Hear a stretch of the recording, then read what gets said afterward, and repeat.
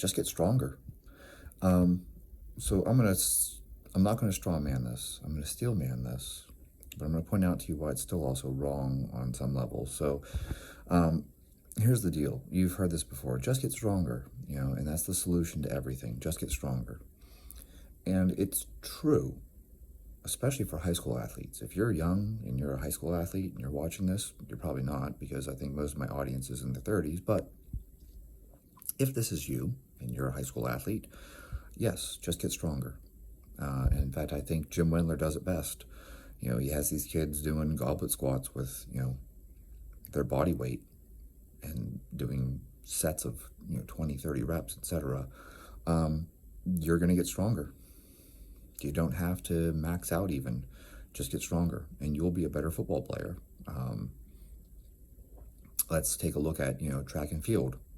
If you get your trap bar deadlift up and you get your back squat up, like you're going to run faster, you're going to jump higher. Like these things do transfer. There is a point in your athletic career where just getting stronger is what you need. And I can tell you that, even for me, playing hockey, there was a point in time where I always trained, but I didn't train well. And so there was a point where I was doing just tons and tons of body weight exercises. I was great at them. I actually held my school record in pull-ups, and we had this pegboard. I don't know if schools have pegboards anymore. I did something like 44 trips up and down the pegboard. I had like a school record. Mind you, I probably weighed 50 fucking pounds. I did that in like 7th grade, but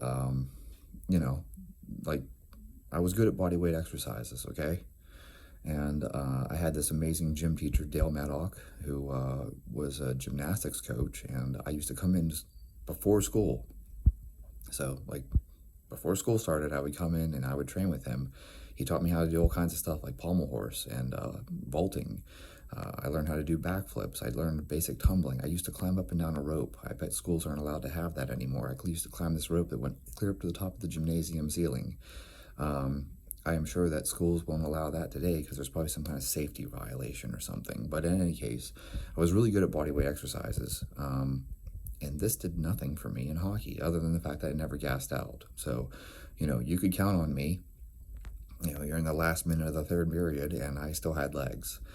Or it's overtime and I still had legs. I just never gassed out because I did tons and tons and tons of bodyweight exercises. I would do push-ups and sit-ups and pull-ups and air squats, walking lunges, you name it. I just all day, every day, just tons and tons of bodyweight exercises. This did not make me a better hockey player because when I got hit, I still went down hard. So at that point in my career, just get stronger really was the secret. I started squatting, doing actual barbell back squats and doing bench presses. And this isn't even like I had a good program because I had no fucking clue what I was doing. So I would do like sets of 50 in the back squat, which mind you was probably really light at the time when I first started. I don't remember what I first started at, but I'm going to tell you I probably started off with something like an empty bar. Okay, so I was probably doing like 45 pounds for sets of 50. And then I just worked my way up.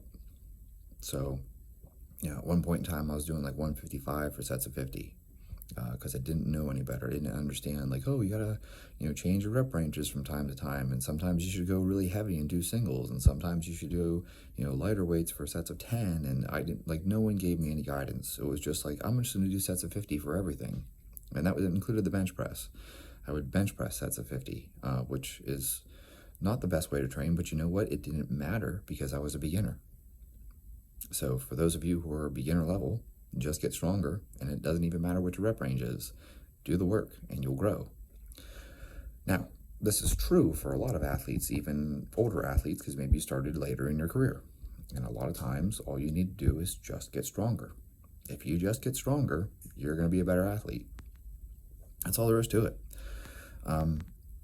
So I don't want to ruin this and tell you that this advice of just get stronger is wrong, because it is correct. For a small period of time. This is true for everyone, by the way. This isn't true just for some people. This is true for everyone. At the beginning of your training career, just get stronger will make you better at everything. I don't care if it's judo. You start doing weighted pull-ups, and all of a sudden you're able to grip people and throw them harder. This is the benefit of being a beginner, and everyone's a beginner at some point.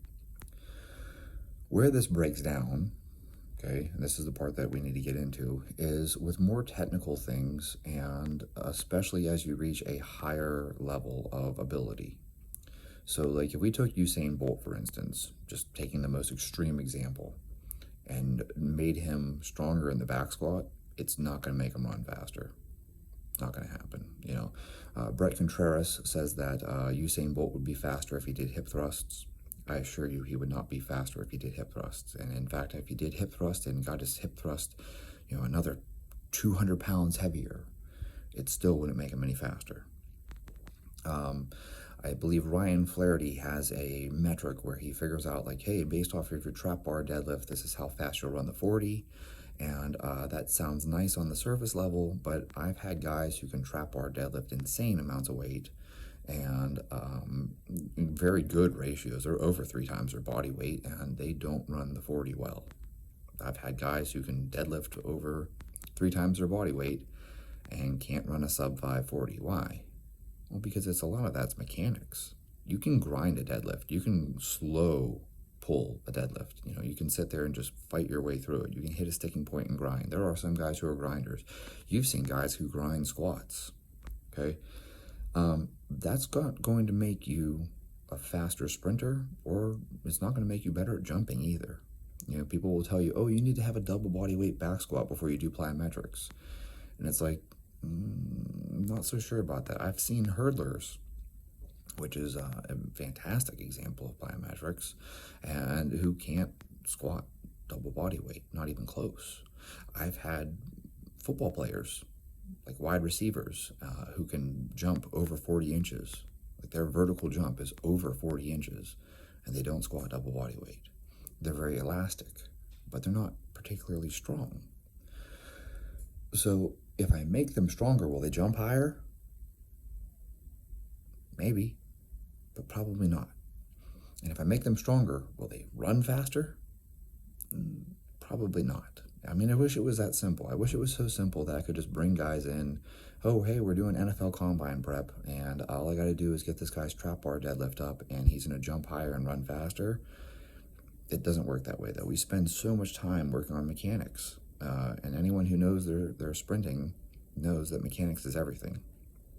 Why do we spend all this time doing front side mechanics, back side mechanics? Why do we spend all this time, training these positions? And your start is so critical. It's everything. Do you think Usain Bolt would be as fast if he had, really terrible mechanics out of the blocks? And he doesn't have great mechanics out of the blocks. He's not the best out of the blocks, but he's good enough. Okay. You don't fuck with success. You don't change that. So you don't change something unless you know it's going to make him faster, okay? But the point being, why do we use blocks in the first place? How about that? There's a question for you. Why don't we just start standing up? Everyone just does, just stand up straight, and when the gun goes off, everyone just starts running.